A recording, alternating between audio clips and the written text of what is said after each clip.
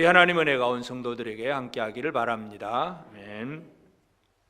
오늘은 이제 5월 첫 주일, 특별히 어린이 주일이기도 합니다. 그래서 우리가 이 어린아이들을 잘 생각하는 것도 귀한 일인데, 물론 이 세상 사람들도 어린아이를 잘 귀하게 생각하겠지만, 특별히 우리 교회에서도 믿는 자들 속에서 이 어린아이들의 가치를 알고 어린아이들을 소중하게 생각한다는 게 너무나 귀중한 일입니다. 오늘 이제 이사야 30장 27절부터 33절의 내용을 보면서 하나님께서 자기 백성들을 위해서 이 아수르를 멸하고 유다를 위해서 아수르를 멸하고 그 유다는 진짜 구원의 은혜를 누리게 될 것이다 하는 그 얘기를 합니다. 그러면서 이제 이 구원의 노래를 부를 것이다 하는 얘기, 29절에 보면 너희가 거룩한 절기를 지키는 밤에 하듯이 노래할 것이며 피리를 불며 여호와의 산으로 가서 이스라엘의 반석에로 나아가는 자같이 마음에 즐거워할 것이다. 즐거운 마음으로 노래를 부른다 하는 말씀입니다. 그래서 오늘 제목은 구원의 노래를 부르라 그랬는데 좀 이제 짧게 한 거예요. 원래 제목은 구원의 노래를 아이들과 함께 부르라, 이것이 원래 제목입니다. 구원의 노래를 불러야 되는데 오늘 특별히 어린이 주일이니까 아이들과 함께 구원의 노래를 어떻게 부를 수 있는가, 오늘 우리가 이 부분을 함께 살펴보면서 하나님께서 자기 백성들을 구원하시고 그 구원이 이루어지는 날에 하나님의 백성들은 자기 혼자만 기쁜 것이 아니라 온 식구들, 어린아이들과 같이 함께 기뻐하는 그런 날이 될 것이다 하는 것을 우리가 생각할 필요가 있습니다. 그래서 이제 오늘 이 30장 본문에 보면 하나님께서 유다에 대한 아수르를 멸하실 것에 대한 그런 말씀을 하십니다.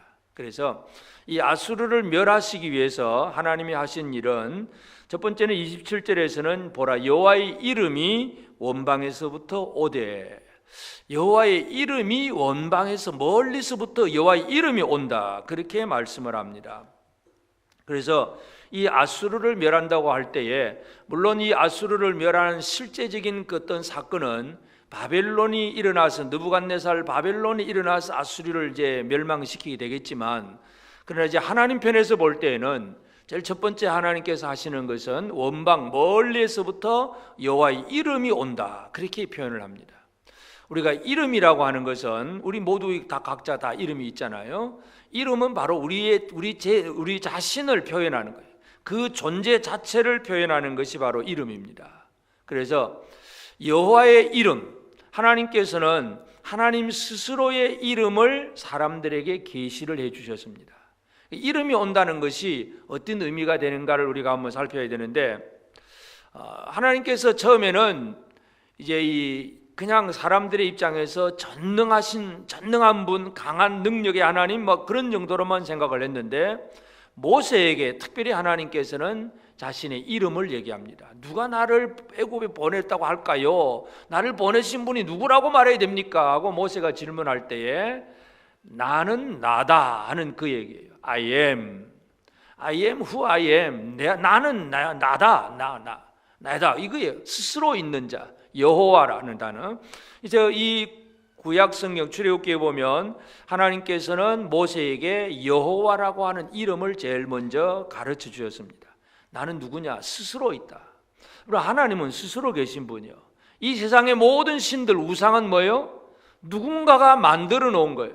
그 신 우상이 있기 전에 사람들이 생각하고 고안하고 뭐 이럴 거다 저럴 거다 해서 만들어 놓은 것이 바로 세상의 신들이고, 하나님은 누군가에 의해서 만들어진 분이 아니죠. 만약 그런 신들과 신이라면 믿을 필요가 없지요. 스스로 계신 분. 그래서 이 하나님은 여호와라고 하는 이름을 모세를 통해서 이렇게 선포를 했는데, 그래서 이제 모세가 애굽 임금 바로에게 가서 누가 보내와서 왔냐니까 나는 여호와 하나님의 이름으로 왔다, 그런 얘기를 하니까 애굽 임금 바로는 그 여호와라는 말을 듣고는 멸시를 합니다. 출애굽기 5장 2절에 보면 바로가 이르되 여호와가 누구이기에 내가 그의 목소리를 듣고 이스라엘을 보내겠느냐? 나는 여호와를 알지 못하니 이스라엘을 보내지 아니하리라. 여호와가 누구냐? 애굽 임금 바로는 자기가 신이에요. 내가 최고의 신인데 누가 감히 어떤 신이 와가지고 내 백성을 보내라 말려 하느냐? 까불지 마라, 그 얘기예요. 여호와가 누구간데? 이 모세가 여호와라는 이름을 가지고 가지만 믿지 않는 대적들은 그 이름을 무시하고 멸시를 합니다. 내가 최고인데. 우리가 예수를 보고 예수 믿으라고 복음을 전하지만 어떤 사람들은 다른 척도 하지도 않습니다. 무시하고 멸시해버립니다. 뭐 그게 뭔데? 믿으려면 내 주먹이나 믿으라, 이런 식으로 이 사람들은 여호와의 이름에 대해서 무시를 하고 멸시를 합니다. 그러나 하나님은 이 이름을 드러내셨다는 사실을 잘 기억을 해야 됩니다. 하나님께서 여호와라고 하는 그 이름을 드러내신 것은 모세 때에 하신 거예요. 출애굽기 6장 3절에 보면 내가 아브라함과 이삭과 야곱에게 전능의 하나님으로 나타났으나 나의 이름을 여호와로는 그들에게 알리지 아니하였고, 그러니까 모세 이전에 창세기의 그 시절에 아브라함, 이삭, 야곱 믿음의 족장들이 있지만 그들이 하나님을 부르짖고 하나님 앞에 말씀도 듣고 믿음 생활을 잘 하긴 했지만 그들에게도 하나님은 여호와라고 하는 이름을 가르쳐 주지는 않았어요. 그냥 전능한 하나님으로서 능력의 하나님 능력의 하나님으로서 그냥 그들을 말씀하시고 그들에게 말씀하시고 이끌어 가시고 함께 하시고, 그래서 그냥 하나님이 능력 있는 파워가 있는 하나님이 나와 함께 하신다. 이 아브라함의 믿음이 그렇고 이삭의 믿음이 그렇고 야곱의 믿음이 그렇습니다. 그런데 때가 되니까 이제 이스라엘을 구원하는 역사를 이루는 데 있어서 누구의 이름으로 가야 됩니까? 하고 모세가 물어보니까 나는 나다. I am 여호와. 그걸 또 우리 이 발음이 요즘은 이 발음을 원래 발음을 우리 다 잊어버렸기 때문에 예호바, 야훼 이런 다른 발음을 쓰기도 하는데 하여튼 우리 성경은 여호와 이렇게 기록되어 있습니다. 그래서 이 여호와라고 하는 이름이 원방에서부터 온다는 얘기는, 이름이 온다는 얘기는 뭐겠어요?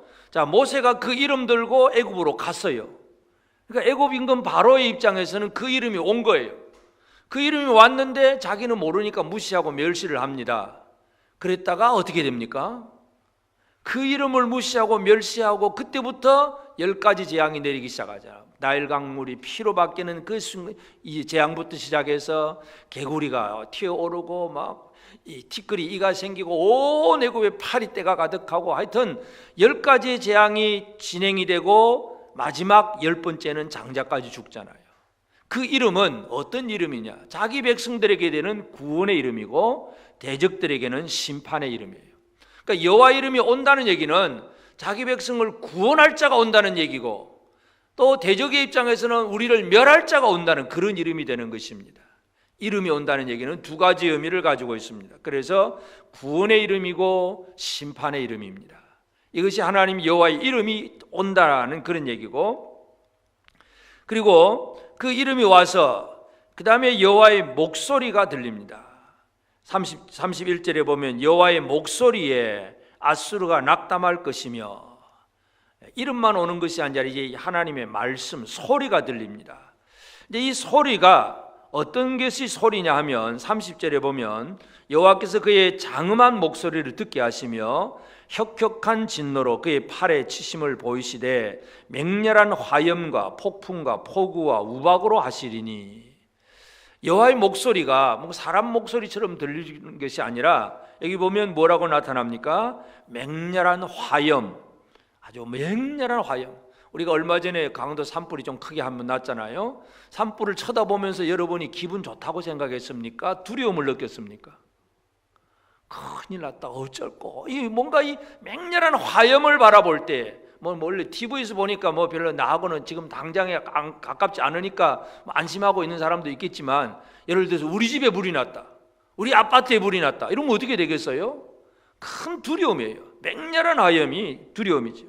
그리고 폭풍, 폭우, 우박, 심한 폭풍이 불고 이 태풍의 바람 같은 아주 강력한 바람이 불어와서 모든 것이 뿌리째 뽑혀 나가고, 폭우가 쏟아져서 온 홍수가 난리가 나고, 우박이 쏟아져서 모든 작물들이 다 상해버리고. 여러분, 이거 한번 상상을 한번 해보세요. 어떻게 되겠는가? 애굽 임금 바로가 강팍하여서 나는 여호와 몰라 그렇게 하기도 했어요. 그렇지만 이 10가지 재앙 중에 7번째 재앙이 뭐냐면 우박 재앙이에요. 안 보낸다 안 보낸다 하니까 그 7번째 재앙은 이제 우박을 내립니다. 지금까지 듣도 보도 못한 우박이 막 떨어지고 하늘에서 막 우레소리가 들려가면서 막 이 우릉거리면서 우박 소리 들리니까 애굽 임금 바로가 그때 어떤 마음을 품었냐 하면 출애굽기 9장 27절에 보면 바로가 사람을 보내어 모세와 아론을 불러 그들에게 이르되 이번은 내가 범죄하였노라. 여호와는 의로우시고 나와 나의 백성은 악하도다. 여러분, 큰 소리 치던 이 바로가 무슨 얘기를 합니까? 내가 범죄했다. 내가 죄를 지었다. 내가 잘못했다. 이 우박이 얼마나 무서운 우박이었는지 바로가 벌벌 떨면서 그런 얘기를 합니다. 여호와는 의로우시고 나와 나의 백성은 악하도다. 처음에는 뭐라 그랬어요? 여호와가 누구간데? 그러는 사람이 여호와는 의로우시고 나의 백성은 악하도다. 막 이렇게 자기가 죄를 지었다고 고백할 정도로 우박이 엄청난 우박이 떨어진 거예요. 하나님의 목소리였어요. 그 여호와의 목소리가 장음하며 아수르가 어떻게 합니까? 낙담할 것이며 낙심하고 낙담한다는 것입니다. 그러니까 대적들은 하나님의 소리에 그들은 두려워서 떨 수밖에 없습니다.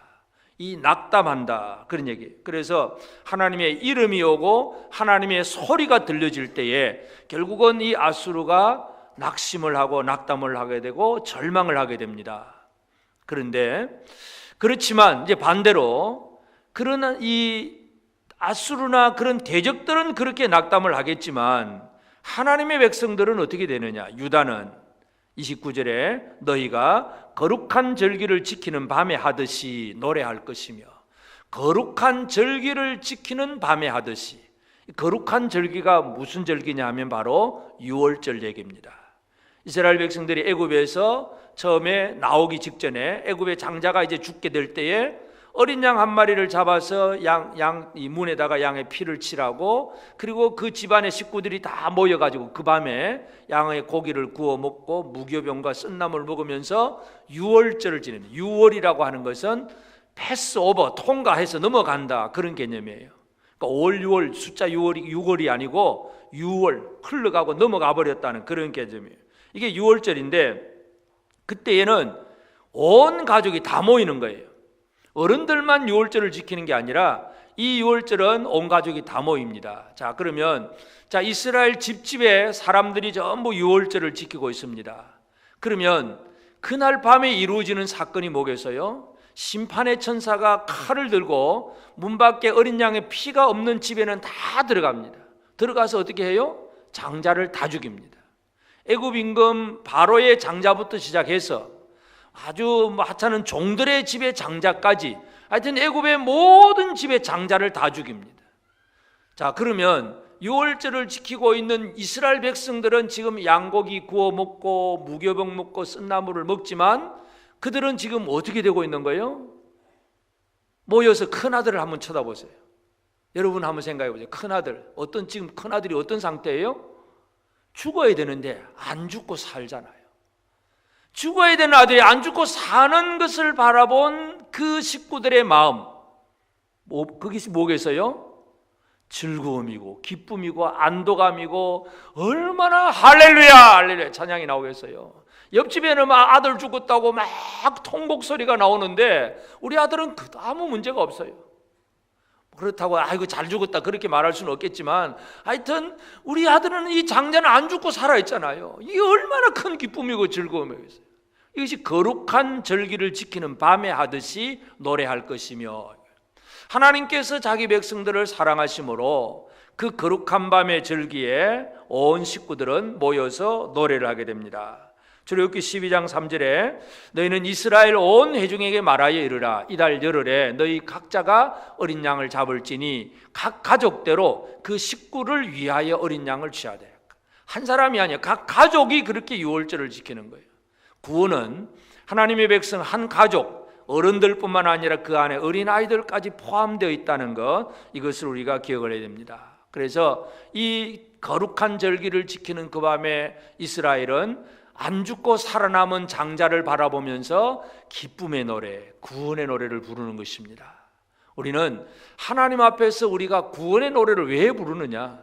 구원받은 것을 바라보기 때문에 기쁨이 나오잖아요.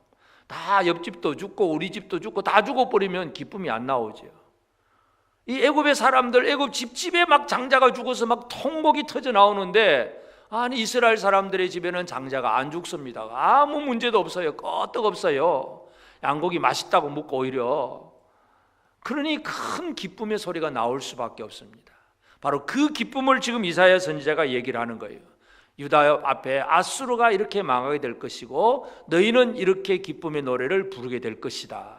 이것이 하나님을 의지하고 하나님을 믿는 사람들에게 주신 말씀이에요. 은혜의 말씀입니다. 그리고 이제 기쁨의 노래를 부른다, 구원의 노래를 부른다고 했는데 이것이 도대체 어떻게 구원의 노래를 부르는 것인가, 또는 이 구원의 노래를 부를 수 있도록 예수 그리스도가 우리에게 어떤 일을 해주시는가, 우리가 살펴볼 필요가 있습니다. 제일 첫 번째로 하나님의 아들은 이 땅에 예수라고 하는 이름을 가지고 이 땅에 오셨어요. 이름으로 오신 것입니다. 이름을 가지고 왔다는 게 그게 참 중요해요. 태어난 다음에 야 우리 아들 이름 이렇게 짓자 해가 짓는 게 아니고, 하나님께서 아들을 세상에 보내실 때에는 요셉에게 자기 정원한 마리아가 아직 정식 결혼도 안 했는데 임신을 해가지고 배가 불러옵니다. 그러니까 큰일 났다고 이제 막 지우려고 하니까 천사가 나타나서 그게 아니고 이 마리아 아내 될 마리아가 잉태된 것은 성령으로 된 것이다. 하나님의 성령으로 된 것이고, 그러니까 이 아들을 낳으면 이름을 예수라고 해라. 그러니까 이름을 미리 태어나기도 전부터 미리 이름을 지어주신 거예요. 그래서 예수는, 하나님의 아들은 이 땅에 이 이름을 가지고, 하나님의 이름 주신 그 이름을 가지고 저희 백성을 자기 죄에서 구원할 자라고 하는 구원의 이름을 가지고 하나님의 아들이 이 땅에 오신 거예요. 그러니까 예수 믿는다 하는 얘기는 우리가 그 이름을 믿는 거고, 그 이름은 자기 백성을 저희 죄에서 구원했다, 구원받았다. 이제 이 이름은 바로 구원의 이름입니다. 구원의 이름이지만 대적들에게는 이 이름이 무슨 이름이냐 하면 심판의 이름입니다. 그래서 예수님이 이제 사역을 시작을 하면서 제일 첫 번째 이제 갈릴리 가버나움 회당에서 안식일 날 설교를 시작하십니다. 설교를 할 때 바로 그때 일어나는 반응이 귀신의 반응인데, 마가복음 1장 24절에 보면 나사렛 예수여 우리가 당신과 무슨 상관이 있나이까? 우리를 멸하려 왔나이까? 나는 당신이 누구인지를 아노니 하나님의 거룩한 자니이다. 이 귀신은 원래 옛날에 타락하기 이전에는 천사였어요. 하늘에 있는 천사가 타락을 하고 하나님의 징계와 심판을 통해서 이제 마귀가 되고 귀신이 됩니다. 그러니까 이 귀신은 원래 천국에 있었기 때문에 예수가 누군지를 알고 있는 거예요. 근데 갈릴리 가버나움 회당에서 물론 사람의 몸을 입으셨지만 이 예수님이 나타났을 때 더러운 귀신이 외치는 소리가 그거예요. 나사렛 예수여, 그 이름을 부르면서 예수여 왜 우리가 당신과 무슨 상관이 있나이까? 우리를 멸하러 왔나이까? 뭐하러 왔나이까? 하고 막 항변을 하고 좀 오지 마세요 막 이렇게, 물론 그러다가 결국 쫓겨나죠. 그러니까 이 예수라고 하는 이름은 믿는 자들에게는 구원의 이름이지만 대적들에게는 진노와 심판의 이름이기도 합니다. 여호와의 이름이 원방에서부터 온다는 얘기는 결국 하나님의 아들이 그 이름을 가지고 이 세상에 오신 것, 이것으로 완전히 성취가 되는 거예요. 그 이름이 얼마나 중요하냐 하면 예수님은 그 이름을 가지고 자기 제자들에게 뭔가를 이루어 주셨어요. 요한복음 17장 12절에 보면 내가 그들과 함께 있을 때 내게 주신 아버지 이름으로 그들을 보존하고 지켰나이다. 그 중에 하나도 멸망하지 않고 다만 멸망의 자식뿐이오니 이는 성경을 응하게 함이니이다. 예수님이 하나님 아버지께 기도하면서 그런 얘기하여요. 내게 주신 아버지 이름, 원래 아버지 이름이었는데 내게 주신 그 아버지 이름으로 이 제자들을 보존하고 지켰습니다. 그 중에는 하나도 멸망치 않고 다만 멸망의 자식 가룟 유다 하나, 그건 성경을 응하게 하려고 그냥 내버려 두는 것이고 나머지는 다 지켰습니다. 그러니까 예수님이 아버지 앞에 그렇게 보고를 하는 거예요. 그러니까 예수는 아버지 이름을 가지고 이 땅에 오셔서 구원받을 자들을 완벽하게 구원하시는 거예요. 가룟 유다는 왜 구원을 못 받았냐? 하나님이 택하지 않아서 구원 못 받는 거예요.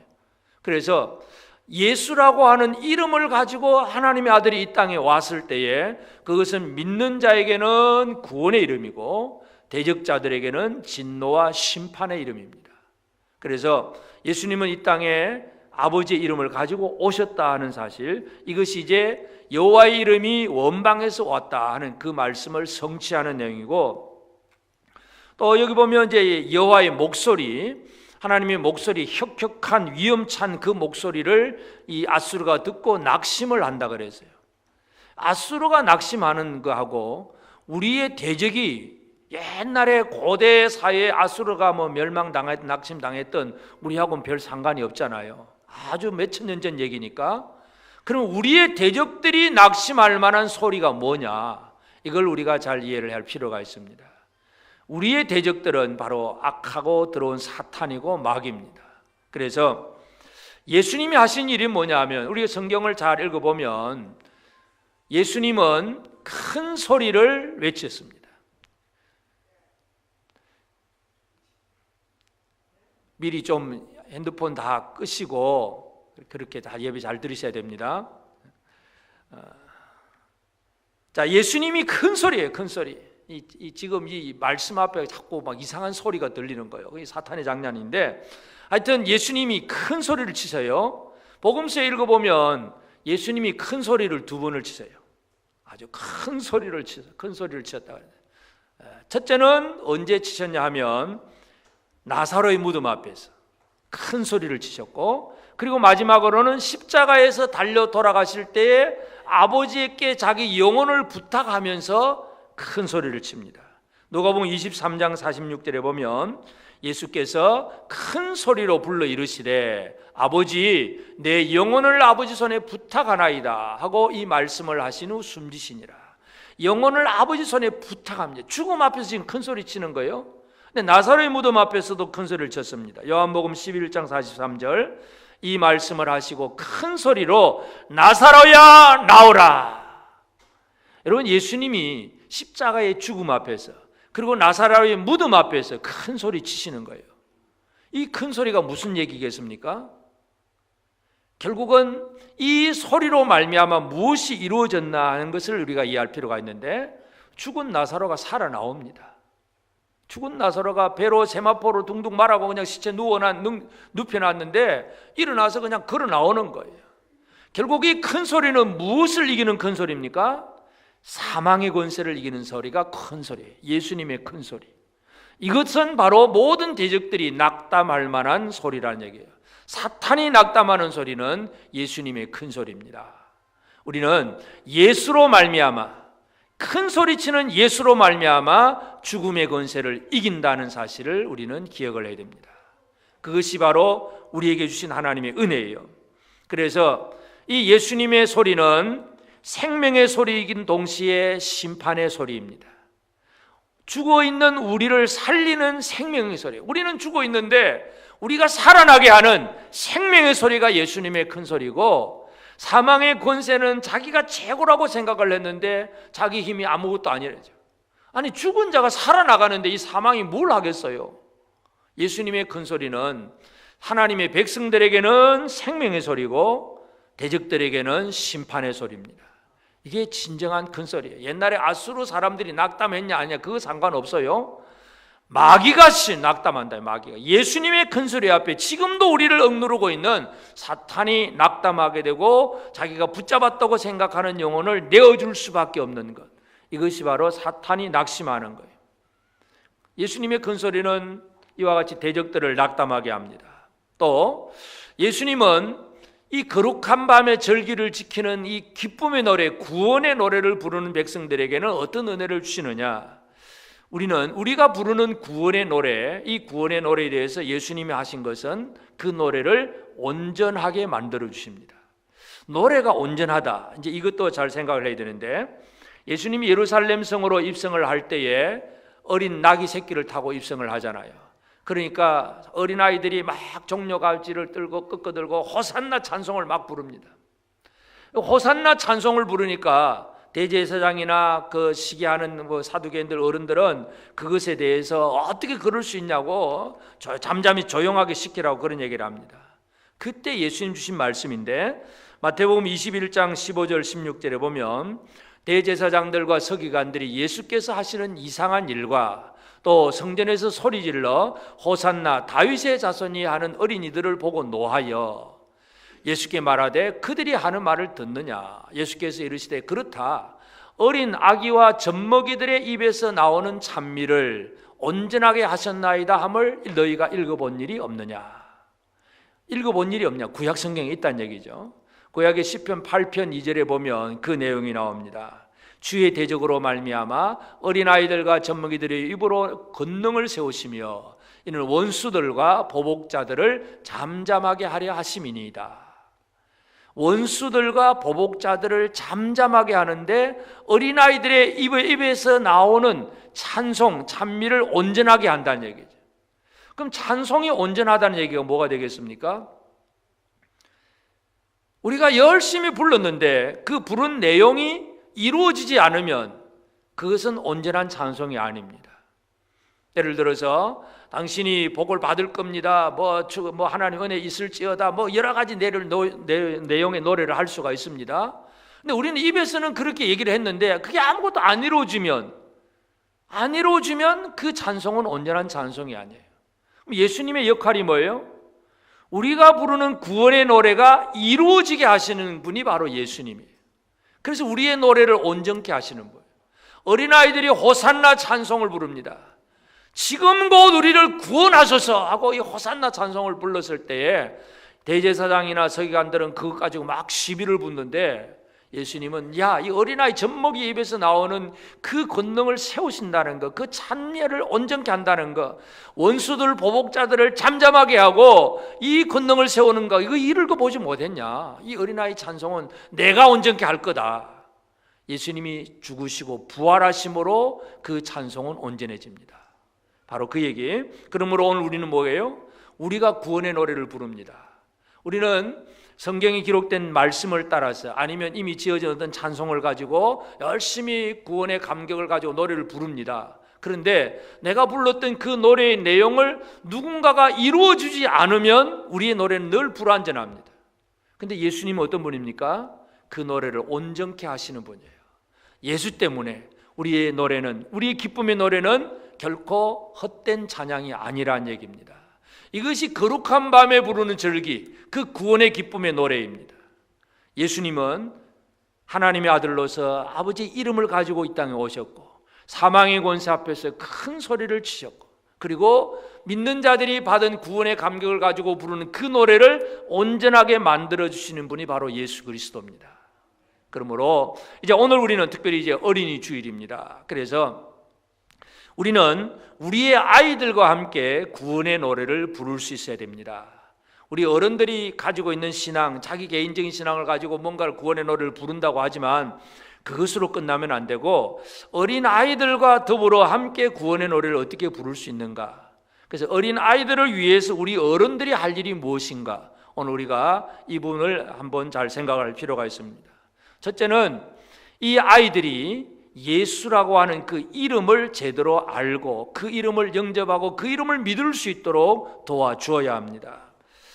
우리가 잘 아는 요한복음 14장 13절 14절에 보면 너희가 내 이름으로 무엇을 구하든지 내가 행하리니 이는 아버지로 하여금 아들로 말미암아 영광을 받으시게 하려 함이라. 내 이름으로 무엇인지 내게 구하면 내가 행하리라. 예수님은 제자들에게 뭘 주십니까? 예수 이름을 주세요. 지금 이제 마지막 사역을 다 마치고 십자가에서 죽으시고 부활하면 이제 하늘로 올라가실 분이에요. 예수님 하늘로 올라가시면서 제자들에게 딱 한 가지 남겨주시는 거 있어요. 너희가 지금부터는 지금까지 내 이름으로 구하지 않았는데 내가 하나 줄게 하고 주시는 게 있어요. 내 이름으로 무엇이든지 구하라. 그리하면 행하리라. 이게 예수님의 유산이에요.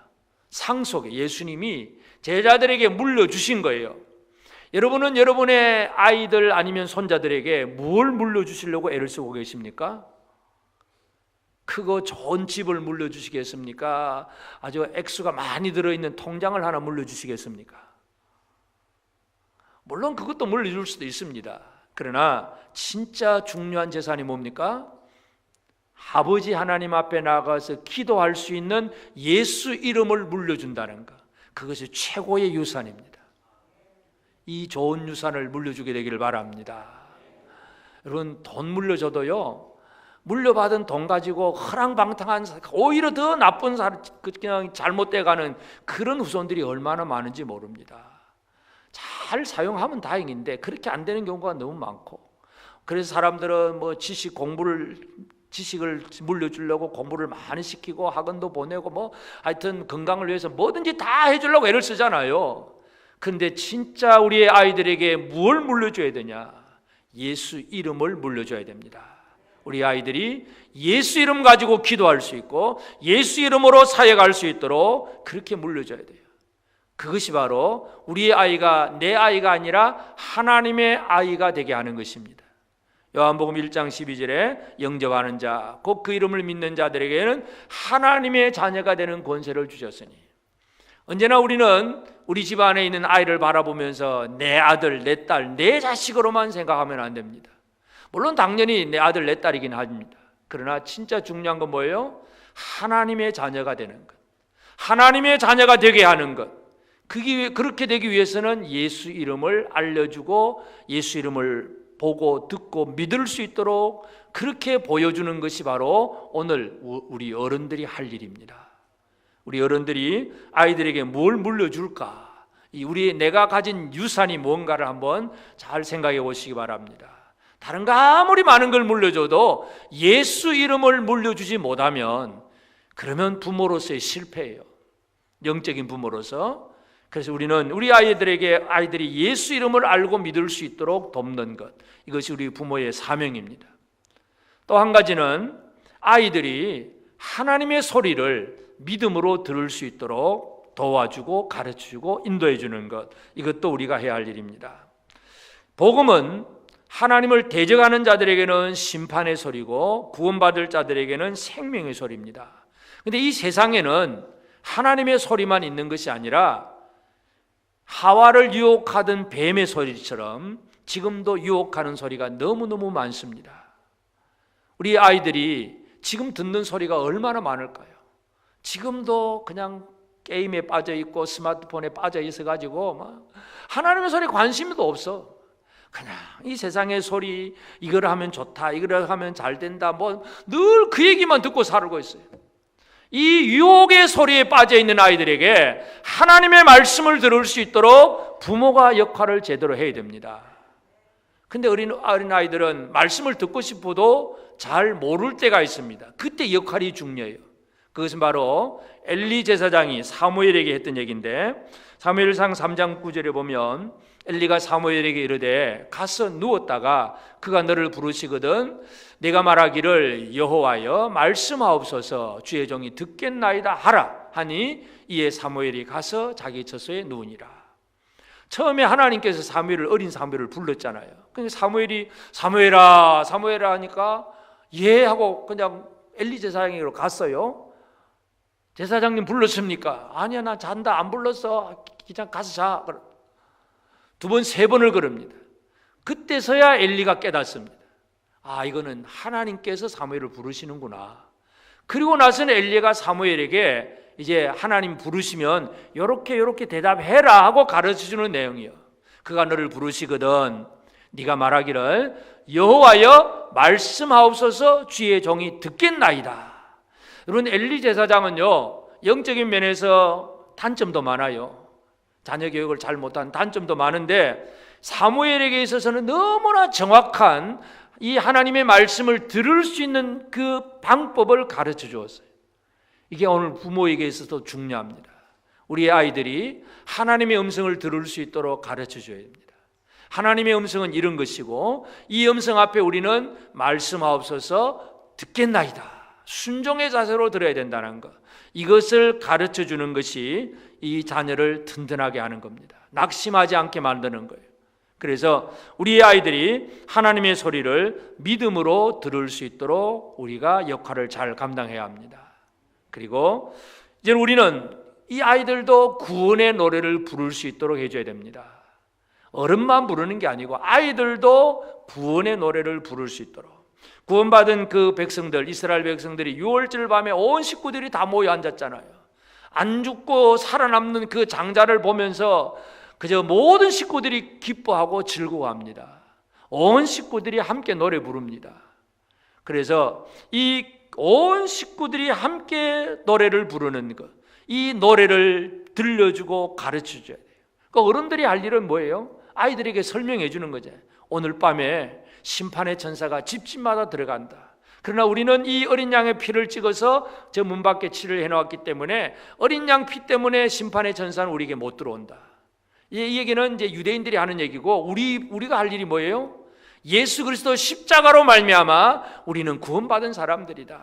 너와 나는, 우리 식구들은 예수님의 십자가로 말미암아 우리는 구원받아서 이것 때문에 함께 기뻐하고 아이들과 함께 즐거워할 수 있어야 됩니다. 구원의 노래를 그렇게 가르쳐줘야 됩니다. 모세는 이스라엘 백성들을 애굽에서 이끌어낸 다음에 그 홍해가에서 이제 홍해를 건넌 다음에 구원의 노래를 부릅니다. 말과 그 탄자를 깊은 바다에 던지셨으며, 그러면서 출애굽기 15장이 구원의 노래였어요. 그리고 나서 그 구원의 노래를 부르고 40년을 이제 광야 생활을 쫙 진행을 하고 마지막 이제 요단강 동편에서 모세 자신은 이제 가나안 땅에 들어갈 수가 없잖아요. 그래서 그 요단 모압 평지에서 모세가 신명기의 설교를 합니다. 그래서 신명기의 설교를 하고 그 다음에 신명기 31장에 보면 모세가 노래를 부릅니다. 신명기 31장 22절에 보면 그러므로 모세가 그날 이 노래를 써서 이스라엘 자손들에게 가르쳤더라. 노래를 가르쳐요. 이 노래, 결국 이 노래가 뭐예요? 구원의 노래입니다. 하나님이 우리를 어떻게 구원하셨는가, 그 얘기를 가르치는 거예요. 그러니까 이 모세가 지금 그 얘기를 할 때에 이스라엘 군중들은 어떤 사람들인가를 잘 이해를 해야 됩니다. 이스라엘 군중들은 출애굽에 애굽에서 나올 때는 나이 많은 노인도 있었고 어린아이도 있었어요. 그러나 출애굽하고 난 다음에 시내산 아래서 또 그들은 또 이제 율법 받고 그 다음에 불신의 정탐꾼 보냈다가 와가지고는 이제는 그 가데스 바네에서 불신의 정탐꾼으로 말미암아 그 남자 20세 이상 사람들은 다 40년 동안 죽습니다. 그러니까 40년 이후에는 이제 이스라엘 사람들의 나이를 한번 보세요. 나이 제일 많은 사람이 누구겠어요? 그때 안 죽은 여호수아 갈렙 빼면 제일 나이 많은 사람이 누구겠어요? 60세. 어린 강야로 나올 때 어린 나이가 이제 60세 된 거예요.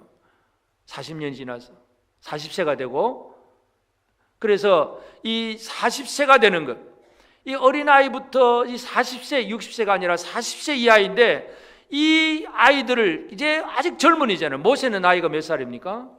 120살입니다.